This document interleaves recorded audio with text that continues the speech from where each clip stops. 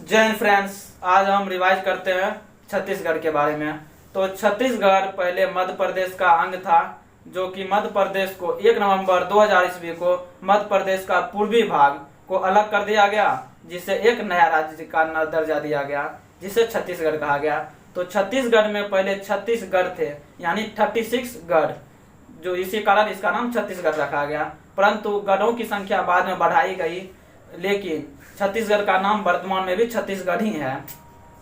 तो यह किसी भी देश के साथ अंतर्राष्ट्रीय सीमा नहीं लगाती है, परंतु 7 राज्यों के साथ राजकीय सीमा लगाती है, जो झारखंड, उत्तर प्रदेश, मध्य प्रदेश, महाराष्ट्र, तेलंगाना, आंध्र प्रदेश एवं उड़ीसा।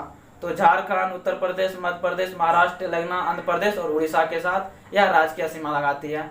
अगर इसकी हम भौगोलिक स्थिति को देखें तो छत्तीसगढ़ का ऊपरी क्षेत्र जो कि मैदानी क्षेत्र है, और छत्तीसगढ़ का निचली क्षेत्र जो कि पठारी क्षेत्र है, और इसका पूर्व में मैकाल पर्वत श्रेणी है।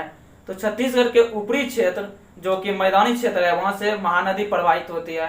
महानदी का बेसिन में धान का पैदावार बहुत ज्यादा होता है, जिस कारण छत्तीसगढ़ को धान का कटोरा कहा जाता है।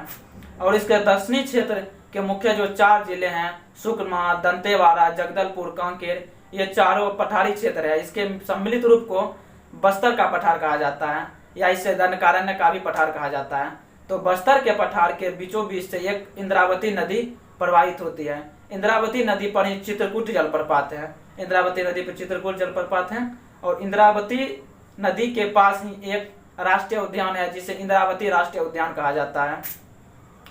तो ये जो बस्तर का पठार है, नक्सली प्रभावित क्षेत्र है। यहाँ काफी सारी नक्सली एरिया कहा जाता है।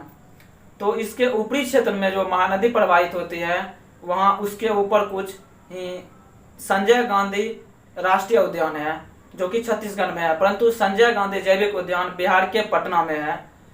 तो इसकी यदि हम राजनीतिक स्थिति को देखते हैं तो छत्तीसगढ़ का राजधानी रायपुर है, जिसे वर्तमान में अटल नगर कहा गया है, क्योंकि हमारे भूतपूर्व प्रधानमंत्री, जो हमारे इससे पूर्व प्रधानमंत्री हैं अटल बिहारी वाजपेयी, उसके नाम पर इसका नाम अटल नगर रखा गया है। तो रायपुर में ही सबसे अधिक मैदानी क्षेत्र है, जिससे कि महानदी प्रवाहित होती है, और इसी कारण इसे धान का कटोरा भी कहा जाता है। तो रायपुर के पश्चिम दिशा में एक दुर्ग जिला है, जो कि काफी औद्योगिक क्षेत्र है, और दुर्ग जिला में ही भिलाई स्थान है, जहाँ पर इस्पात उद्योग कारखाना है दुर्ग के भिलाई में। दुर्ग के उत्तर में है बिलासपुर, जहाँ पे दक्षिण पूर्व मध्य रेल का मुख्यालय है बिलासपुर में। बिलासपुर के कुछ ऊपर है कोरबा। कोरबा डिस्ट्रिक्ट में ही एल्युमिनियम उद्योग का कारखाना है। एल्युमिनियम उद्योग का कारखाना कोरबा डिस्ट्रिक्ट में है। जिस प्रकार उत्तर प्रदेश के रेणुकूट में एल्युमिनियम उद्योग का कारखाना था, रेणुकूट जो कि सोनभद्र जिला में पड़ता था, उसी प्रकार छत्तीसगढ़ के कोरबा जिला में एल्युमिनियम उद्योग कारखाना है। कोरबा जिला के ऊपर है बैकुंठपुर। बैकुंठपुर में ही संजय गांधी राष्ट्रीय उद्यान है, और पटना में, जो कि बिहार के जिला पटना में, वहाँ संजय गांधी जैविक उद्यान है। तो छत्तीसगढ़ सबसे निचला क्षेत्र, जहाँ की बस्तर का पठार कहा जाता है, सुकमा, दंतेवाड़ा, जगदलपुर और कांकेर, ये चारों नक्सली प्रभावित क्षेत्र हैं, और ये बस्तर का पठार कहा जाता है। तो इस प्रकार हमने छत्तीसगढ़ की कुछ महत्वपूर्ण जानकारियां हासिल कर ली। इसके हिस्ट्री में हम देख लिया कि इस पहले मध्य प्रदेश का भाग था, वर्तमान में छत्तीसगढ़ का भाग हो गया। और इसके पॉलिटिकल में कि संजय गांधी राष्ट्रीय उद्यान यहीं पे है, इंद्रावती राष्ट्रीय उद्यान यहीं है, चित्रकूट जलप्रपात यहीं पे है। और ज्योग्राफी में देख लिया कि रायपुर का वर्तमान नगर अटल नगर रख दिया गया है, और एल्युमिनियम उद्योग कोरबा में है।